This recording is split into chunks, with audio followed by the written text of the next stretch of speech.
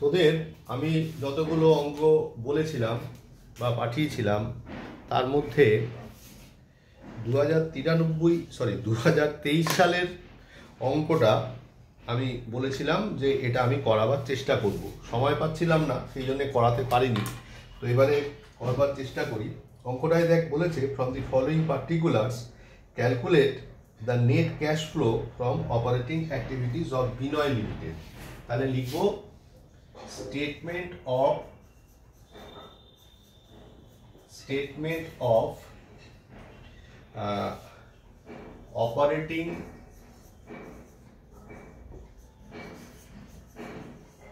activities of Binoy Limited।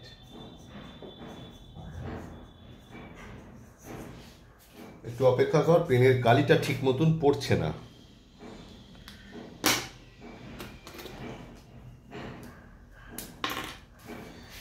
তো এবারে কি করব,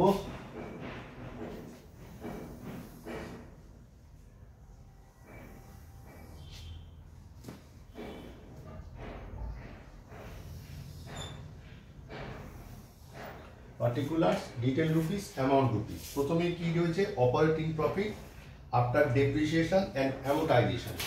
লিখলাম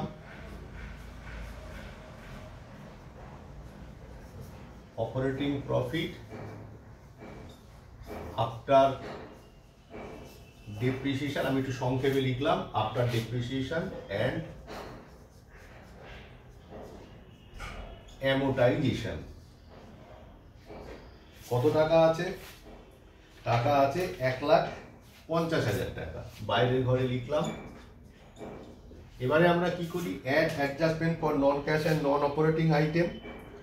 তার মধ্যে কি কি আছে, ডেপ্রিসিয়েশন অ্যান্ড অ্যামোর্টাইজেশন। কথা প্রসঙ্গে জানাই, আমরা এটার যে ফার্স্ট পার্টটা করি, মানে closing surplus minus opening surplus, add tax provided for general রিজার্ভে ট্রান্সফার।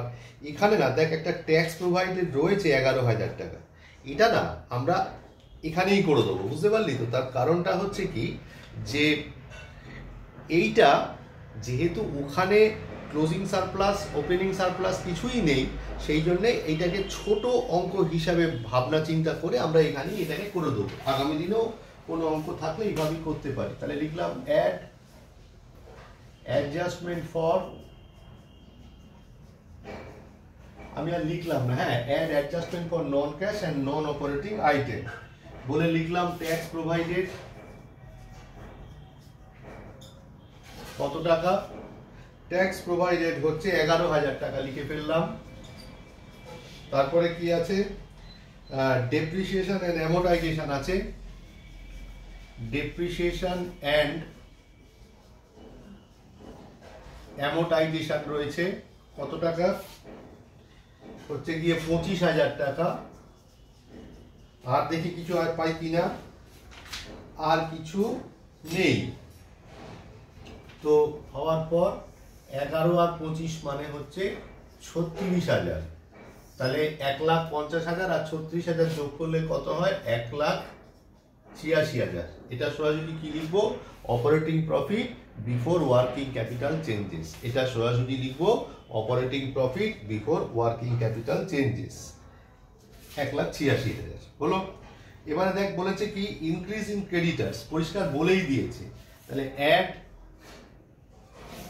একটু অপেক্ষা কর, কোনো পেনেই কালি পড়ছে না, একটু পেনের ব্যবস্থা করি।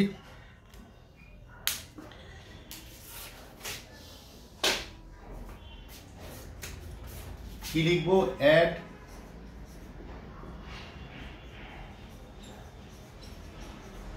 Increase in creditors. কত টাকা আছে increase in creditors? Increase in creditors রয়েছে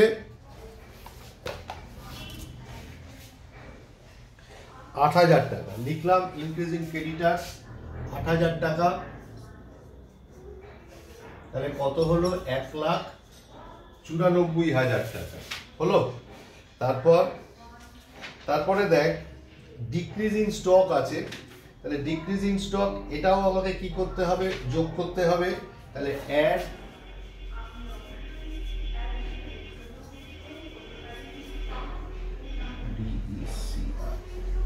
ইনক্রিজ ইন স্টক কত টাকা? 2000 টাকা। যোগ করলে হলো 1,96,000 টাকা। আশা করি বুঝতে পেরেছিস। এইবার কি করব? এবারে দেখ এখানে বলেছে increase in debtors balance over the year 7,000 টাকা। তাহলে কি লিখবো? Less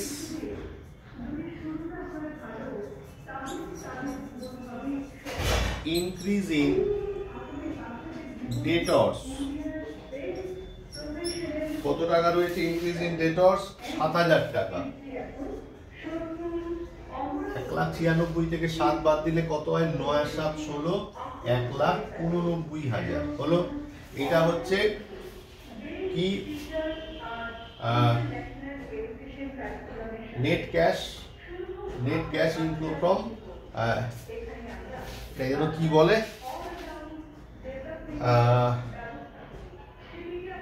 net cash from operation কিছু একটা বলে এক্ষুনি আমি মাথায় আনতে পারছি না। তো যাই হোক, এটা লেখা হলো। লেখা হয়ে যাওয়ার পর লাস্ট অফ অল কি লিখবো? আমার এখানে আর জায়গা নেই। এখানে ট্যাক্স পেড আছে কত টাকা? ট্যাক্স পেড আছে তোর গিয়ে 10,000 টাকা। তাহলে লেস ট্যাক্স পেড 10,000 টাকা হচ্ছে 1,79,000 টাকা। এইভাবে আমরা বার করে ফেললাম নেট অপারেটিং অ্যাক্টিভিটিস বা net cash inflow from operating activities. তাহলে আমার থেকে যা যা দেওয়া হয়ে গেল, এই সমস্ত অঙ্কগুলো খাতায় সুন্দর করে বুঝে কর। অসুবিধা হলে নিশ্চয়ই সামনাসামনি দেখব। কালকে আমরা ওখানে বসে একটা অপারেটিং অ্যাক্টিভিটিসের অঙ্ক প্র্যাকটিস করে অন্য অঙ্কে যাব। ঠিক আছে? আপাতত এটুকুই।